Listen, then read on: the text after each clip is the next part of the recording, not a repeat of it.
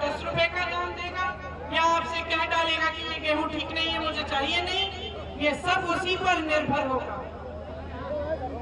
तो ये जो 3 कानून हैं, ये तीनों कानून इस तरह से बने गए हैं कि सरकारी मंडियां बंद होंगी, न्यूनतम समर्थन मूल्य बंद होगा, नहीं मिलेगा आपको, और पूरी तरह से जमाखोरी होगी। इसका मतलब है कि किसान की आवाज झुकेगी और बड़े बड़े करोड़पति, बड़े बड़े खरबपतियों की आवाज बुलंद होगी।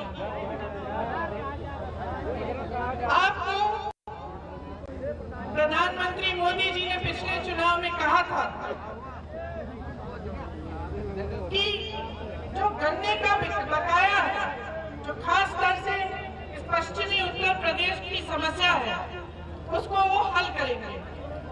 उन्होंने कहा था कि सत्ता में आते ही 15 दिन बाद 15,000 करोड़ रुपए का जो गन्ने का बकाया है वो ब्याज समेत आपको देंगे। नतीजा क्या हुआ? 15 दिन नहीं, महीने हो गए, साल निकल गए, लेकिन गन्ने का बकाया आपको नहीं मिला। 15,000 करोड़ का आपका बकाया आपको नहीं मिला।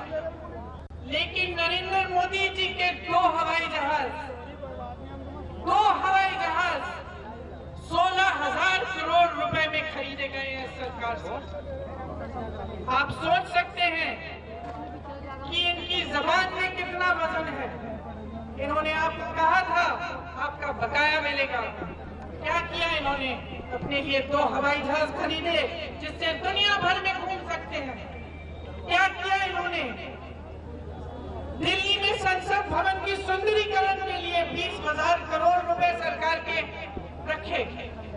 20,000 करोड़ रुपए का सुंदरीकरण, 16,000 करोड़ रुपए के 2 हवाई जहाज, और आपके 15,000 करोड़ रुपए का बकाया आज तक आपको नहीं मिला है।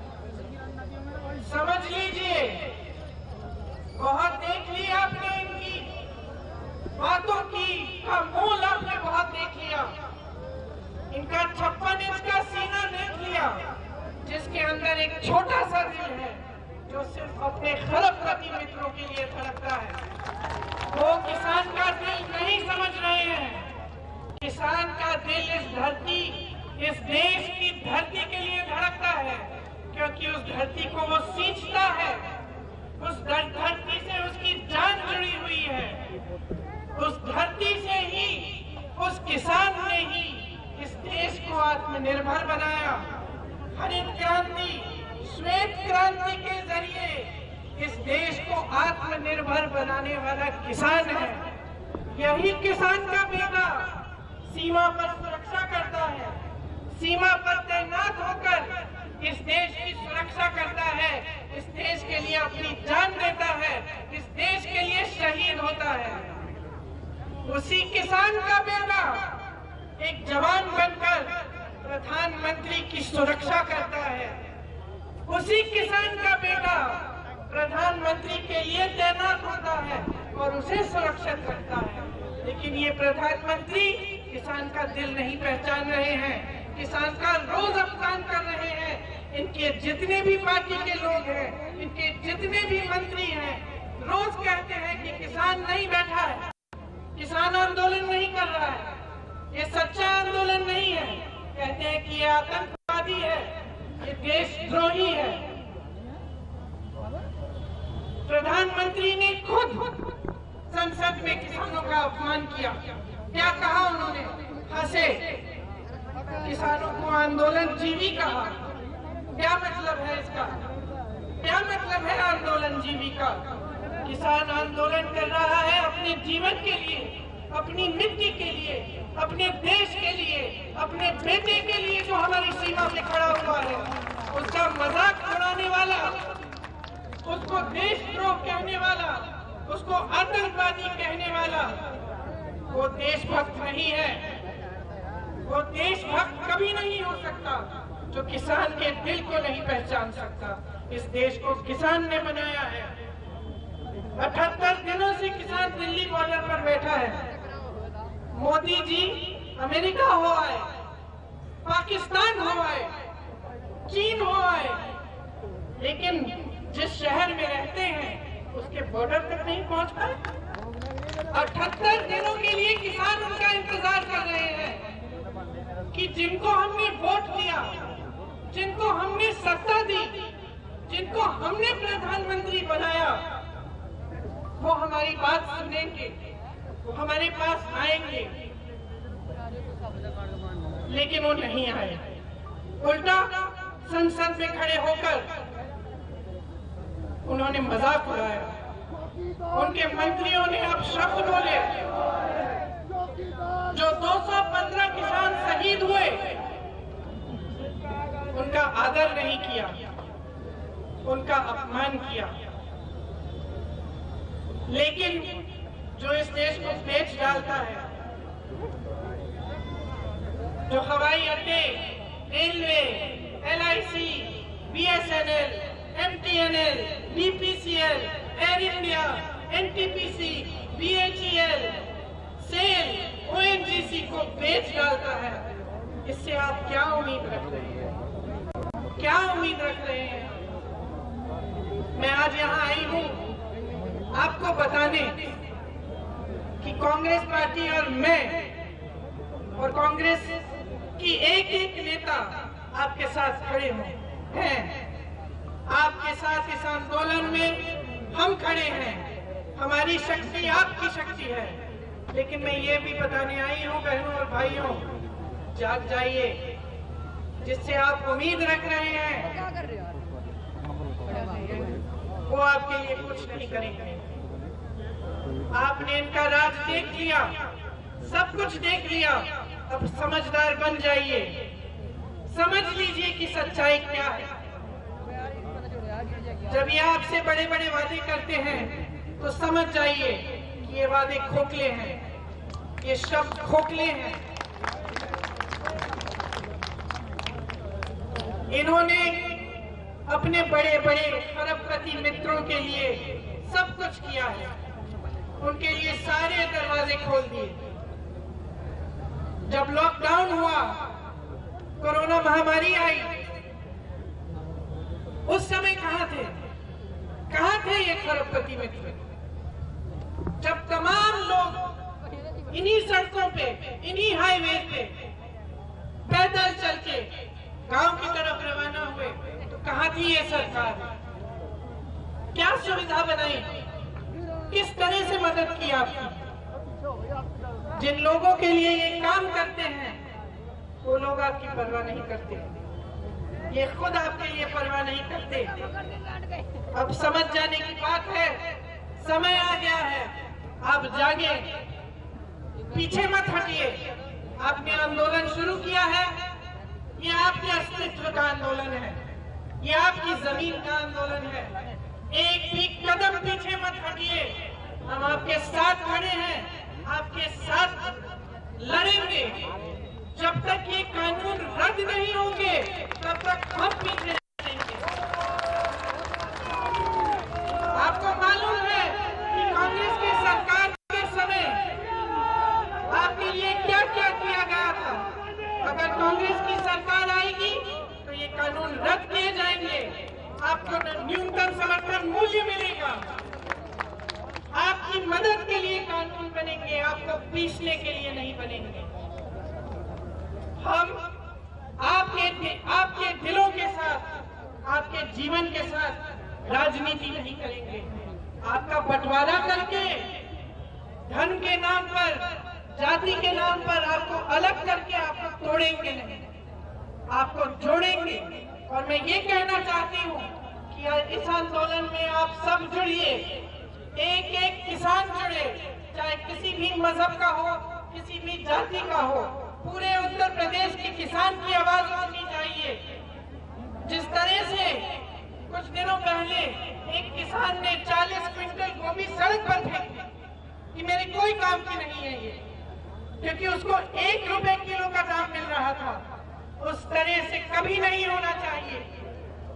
आपको कभी जुल्म और इस तरह के अत्याचार नहीं सहने चाहिए।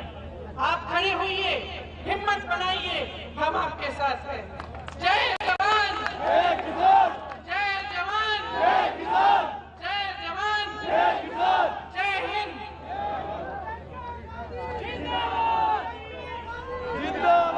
सहारनपुर में महापंचायत में कांग्रेस महासचिव प्रियंका गांधी को आप सुन रहे थे। प्रियंका गांधी ने कृषि कानूनों के बारे में बोलते हुए कहा है कि एमएसपी कांग्रेस सरकार देने का काम करेगी, लेकिन अभी जो फिलहाल ये कानून है इनको रद्द करना चाहिए केंद्र सरकार को। कई बड़े आरोप भी लगाए गए हैं प्रियंका गांधी की तरफ से। उन्होंने कहा है कि किसानों के साथ सरकार खड़ी है, लेकिन केंद्र सरकार किसानों की कोई बात नहीं सुन रही है, उनका हित नहीं चाहती है सरकार। और प्रियंका ने लगातार किसानों से अपील की है कि इस आंदोलन में कांग्रेस सरकार उनके साथ खड़ी है। उन्होंने ये भी अपील की है कि ज्यादा से ज्यादा किसान आंदोलन में लोग जुड़े और इस आंदोलन को तब तक चलाया जाएगा तब तक कृषि कानून, तीनों कृषि कानून रद्द नहीं हो जाते हैं। तो ये बड़ी खबर हम आपको बता रहे हैं सहारनपुर में, जब प्रियंका गांधी ने एक के बाद एक कई हमले किए हैं और कृषि कानूनों के बारे में बताया है कि कांग्रेस की सरकार आते ही कानून रद्द किया जाएगा, एमएसपी कांग्रेस सरकार देने का काम करेगी। ये कुछ वादे किए गए हैं प्रियंका गांधी की तरफ से इस महापंचायत में किसानों को। उन्होंने कहा है कि अगर कांग्रेस की सरकार आती है तो इन तीनों कृषि कानूनों को रद्द किया जाएगा और साथ ही साथ एमएसपी भी किसानों को दी जाएगी, जिसकी लगातार किसान मांग कर रहे हैं। कानून बनाने की मांग किसानों की तरफ से की जा रही है। प्रधानमंत्री मोदी जी ने पिछले चुनाव में कहा था कि जो गन्ने का बकाया है, जो खास तौर से इस पश्चिमी उत्तर प्रदेश की समस्या है, उसको वो हल करेंगे। उन्होंने कहा था कि सत्ता में आते ही 15 दिन बाद 15,000 करोड़ रुपए का जो गन्ने का बकाया है वो ब्याज समेत आपको देंगे। नतीजा क्या हुआ? 15 दिन नहीं, महीने हो गए, साल निकल गए, लेकिन गन्ने का बकाया आपको नहीं मिला। 15,000 करोड़ का आपका बकाया आपको नहीं मिला। लेकिन नरेंद्र मोदी जी के दो हवाई जहाज 16,000 करोड़ रुपए में खरीदे गए हैं इस सरकार से। आप सोच सकते हैं कि इनकी जबान में कितना वजन है। इन्होंने आपको कहा था आपका बकाया मिलेगा, क्या किया इन्होंने? अपने लिए 2 हवाई जहाज खरीदे जिससे दुनिया भर में घूम सकते हैं।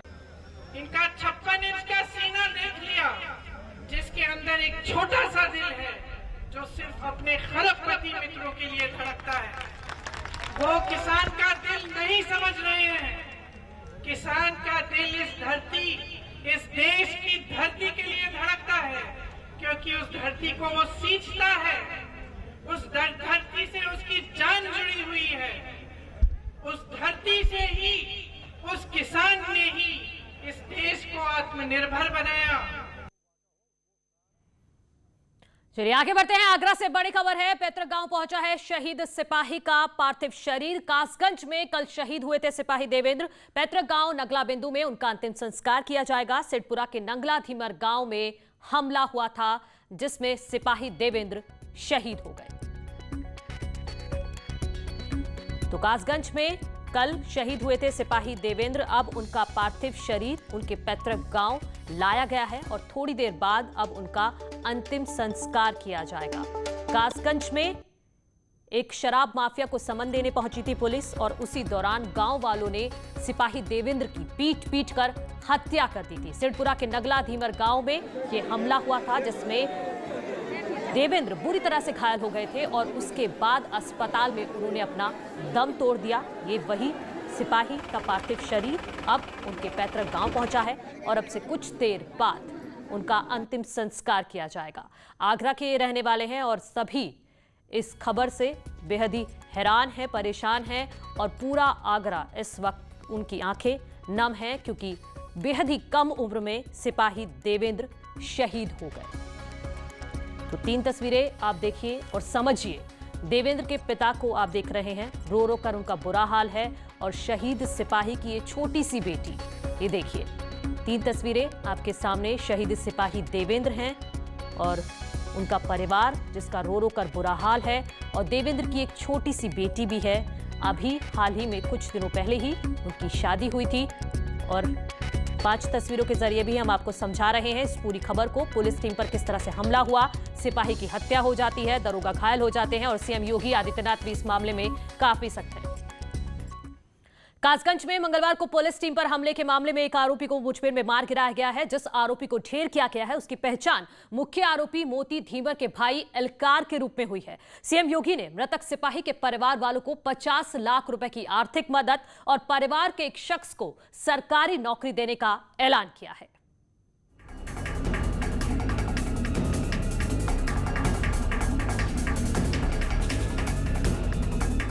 कासगंज में अपराधियों का दुस्साहस सामने आया है। दरअसल बीती रात शराब माफिया ने पुलिस वालों पर जानलेवा हमला बोला। बंधक बनाकर पुलिस वालों की पिटाई की गई, जिसमें एक सिपाही की मौत हो गई। वहीं दबिश देने गए दरोगा को माफिया ने जमकर पीटा। खेत में लहूलुहान हालत में दरोगा को फेंक दिया गया, जिससे उसकी हालत गंभीर हो गई और उसको उपचार के लिए अलीगढ़ में भर्ती कराया गया है। वहीं जब पुलिस एक्शन में आई तो चंद घंटों के अंदर ही मुख्य आरोपी मोती सिंह के भाई एलकार को मुठभेड़ में बाद ढेर कर दिया गया। हमारे सब इंस्पेक्टर और एक कांस्टेबल देवेंद्र जो कि वांछित अभियुक्तों की तलाश में आए थे, वांछित अभियुक्तों की तलाश के दौरान अपराधियों द्वारा उन पे हमला किया गया, जानलेवा हमला किया गया, जिसमें हमारे सिपाही देवेंद्र शहीद हो गए और हमारे दरोगा जी गंभीर रूप से घायल हो गए। घायल दरोगा जी को अलीगढ़ में इलाज के लिए भेजा गया, जो कि गंभीर अवस्था में हैं, और उनके द्वारा नामजद तहरीर दी गई थी, जिसमें मोती सना भूबलाल, एहलकार सना भूबलाल नगला धीमर के, जिसमें एक बदमाश से प्रातः मुठभेड़ हुई। उस मुठभेड़ में जब उनको इलाज के लिए सीएससी ले जाया गया एहलकार को, तो डॉक्टरों द्वारा उनको मृत घोषित कर दिया गया है।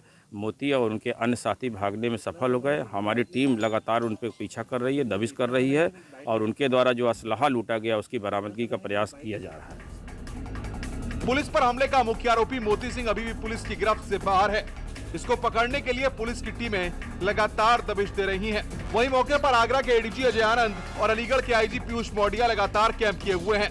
दरअसल कासगंज के सिरपुरा थाना क्षेत्र के नगला धीमर में कल शराब माफियाओं को पकड़ने के लिए दबिश देने के लिए पुलिस की टीम गई हुई थी, पर मोती सिंह और उसके साथी बदमाशों ने हमला कर दिया था, जिसमें एक पुलिसकर्मी देवेंद्र की पीट कर हत्या कर दी गई, जबकि दरोगा समेत कुछ पुलिस वाले घायल हो गए थे।